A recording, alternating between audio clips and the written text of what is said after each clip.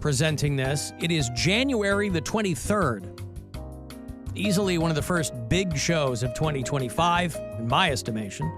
It's a Thursday night at the world-famous Agora. I got a couple of other bands with them as well. AgoraCleveland.com for all the details on it. If you want to go, be caller 10. I'll see you there. Nile and 6 Feet Under in January. Woo. 216-578-1007 or 800-348-1007. Studies show that listening to the Alan Cox Show helps reduce road rage by 60%. Hey, learn how to drive, you dip. The Alan Cox Show on 100.7 WMMS.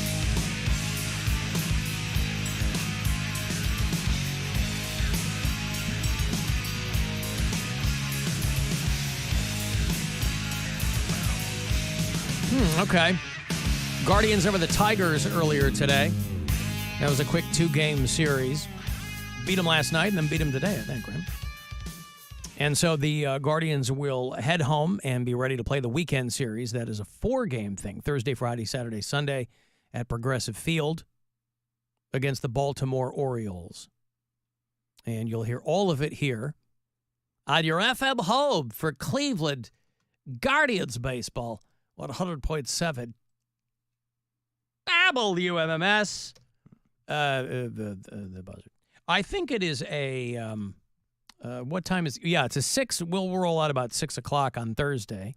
6:40 will be your game time. And then we're out on Friday and Monday. Bill's out tomorrow. Tomorrow, it's the Captain Fun and Stepmom Mare show. Whoa. Every so often, Mary and I will just chop it up for a little while. We'll dig in. We're good at that, chopping. We'll dig in. Oh, yeah, I can tell. Yep. It's a lot of, Eat more calories, Alan. back and forth. No, we don't do that. Oh, you don't do that when I'm not here? No. What the hell? No, Pretend no. like I'm not here more. Listen, I've told people, I said, based on who I've got that day, when I'm putting the show together, I tailor it a certain way. You know, if it's me and Bill, we're not going to be talking. It's a lot of poop. Well, there's the potential for that. Mm-hmm. We're not going to be talking about women's reproductive rights while Mary's gone. Whereas if Bill is out, like tomorrow, if it's a Mary and Alan show, it's a lot more. Sometimes it's 3.5 hours of spa music. I won't lie to you. Sometimes it's a whole thing. And so we'll see what happens tomorrow. Next week on the show, I'm quite excited. I don't feel like I'm engaging in any hyperbole by telling you that next week is a pretty big week. William Shatner is going to be on the show. Oh, Shat Daddy. And maybe I can pick his brain about the grilled cheese hot tub restaurant Did that idea. nickname ever catch on for him? Shat Man? No, Shat Daddy. I call him Shat Man. Shat Man. That's a good one, too, yeah. And then Dr. Ryan Berglund from the Cleveland Clinic will make his triumphant return to the program next Friday, the 9th, for our next installment of a segment we call Is It Red? And this is one for the guys. Ladies call too. You know, guys can be famously reticent to ask for medical attention.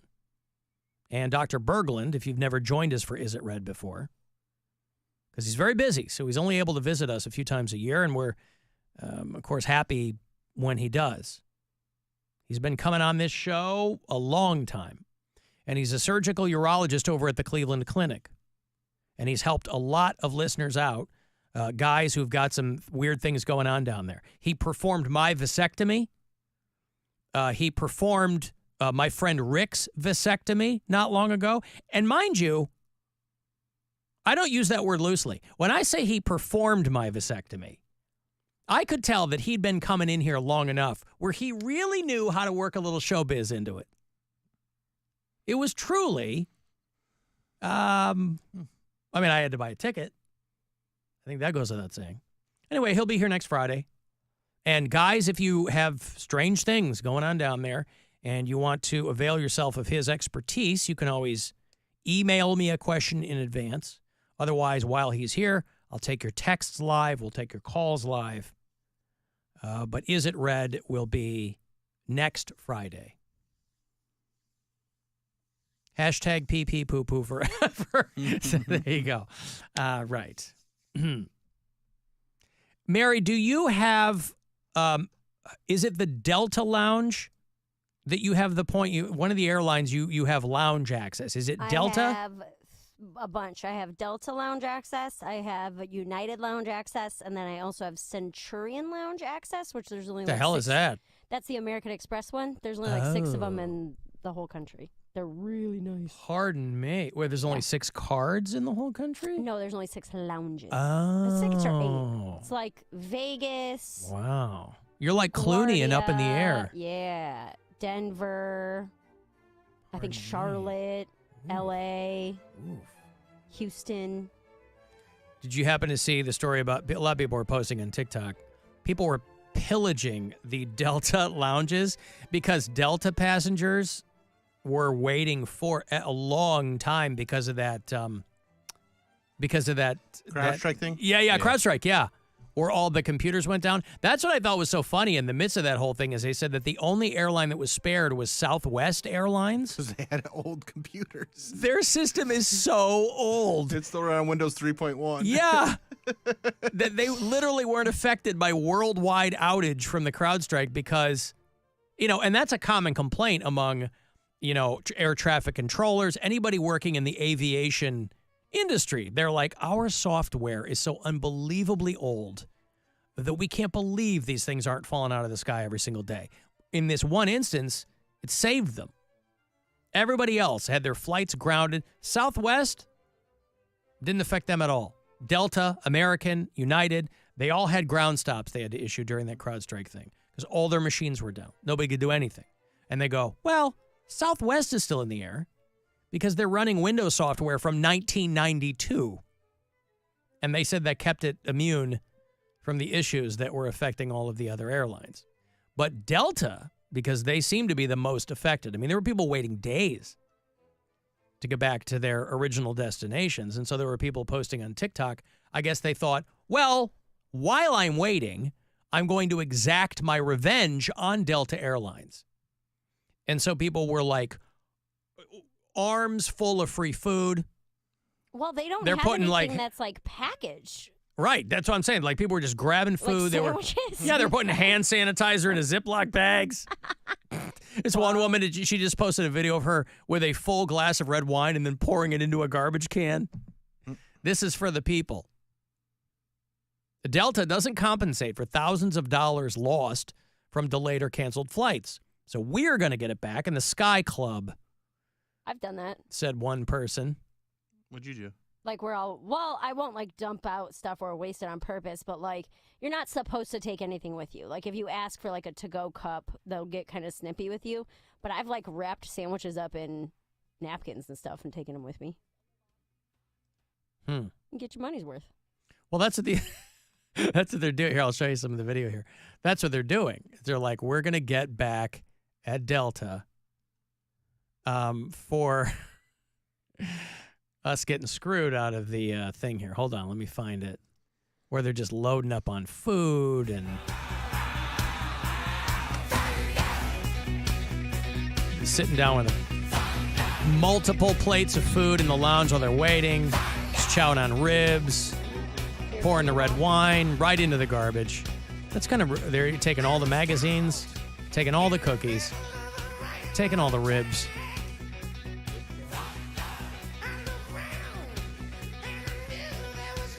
I mean, it's kind of rude for the people working there. Isn't it kind of rude? You got a woman bartender back there, a lady in a vest, and you go, hey, as can long I? as you're tipping them. Yeah, I guess they don't care, right? Yeah, they don't care. Hey, can I They're get a not glass of paying red for wine, the pour it wine. right in the Yeah. garbage? Yeah, she didn't care. But I just love the story that Southwest wasn't affected because their software is so goddamn old. Did you see that the Southwest CEO released a statement saying they're getting rid of the sit wherever you want policy? And that for the first time ever, they're going to have assigned seats? Yes. For Southwest? Yeah. For Southwest, because they're It like... used to be you'd stand in zones, and then when they call, it was every it's man, so woman, and child. frustrating. Yeah.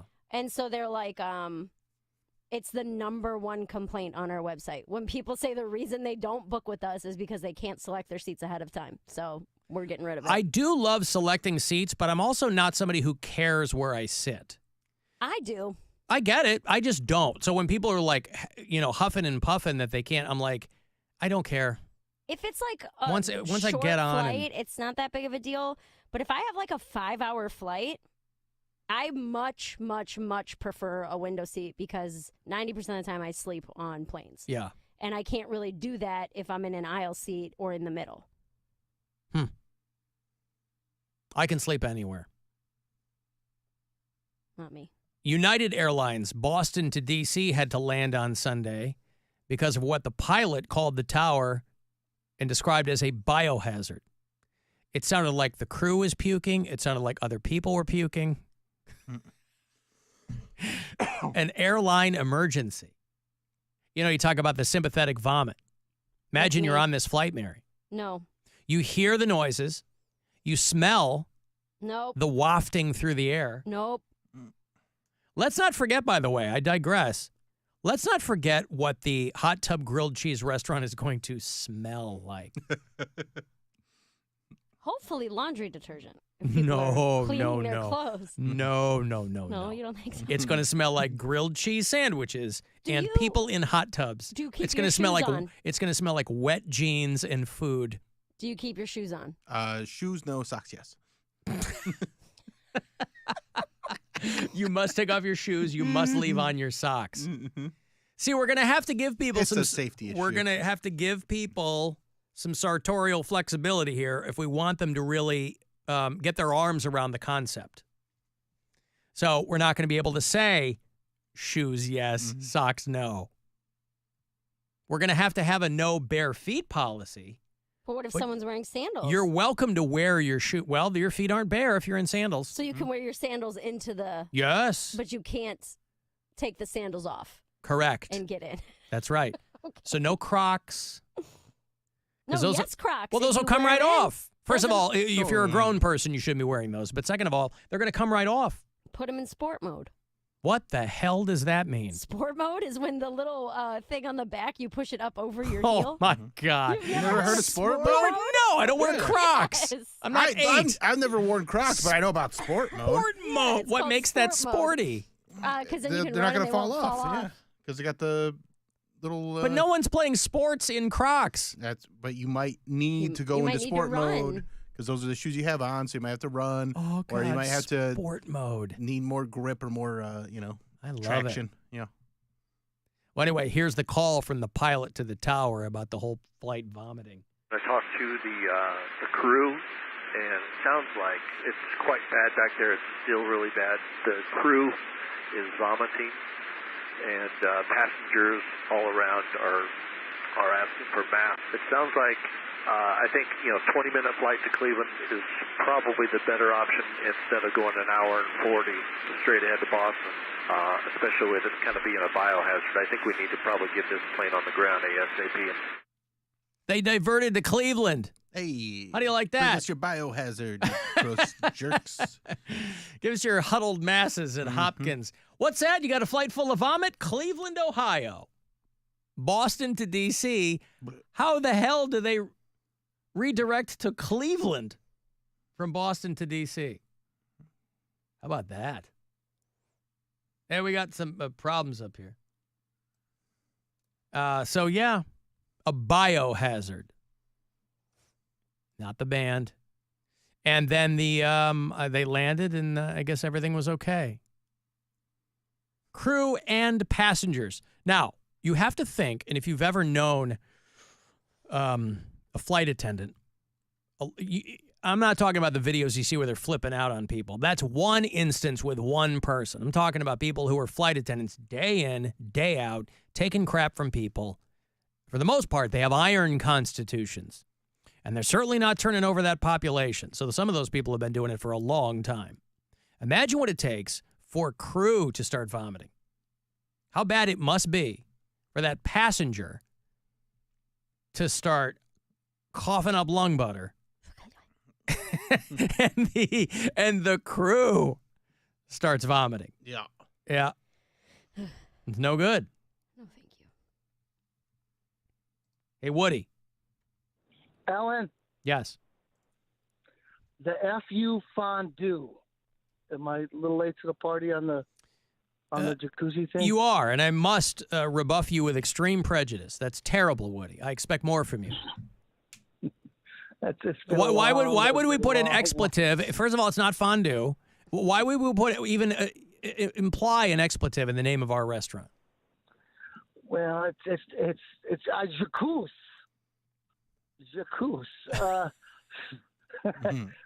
You guys are talking about the woman selling bedpans of all things. Right? Yeah, well, she was trying to auction off her sizable collection of bedpans, and she overestimated the demand in that there was none. Yeah, I just wonder if does she have is there a difference between a bedpan and a chamber pot? Yes, Because I bet the bedpan looks more like a toilet seat with a chamber pot is just an old thing you take a dump in. Yeah, It's got a lid. yeah.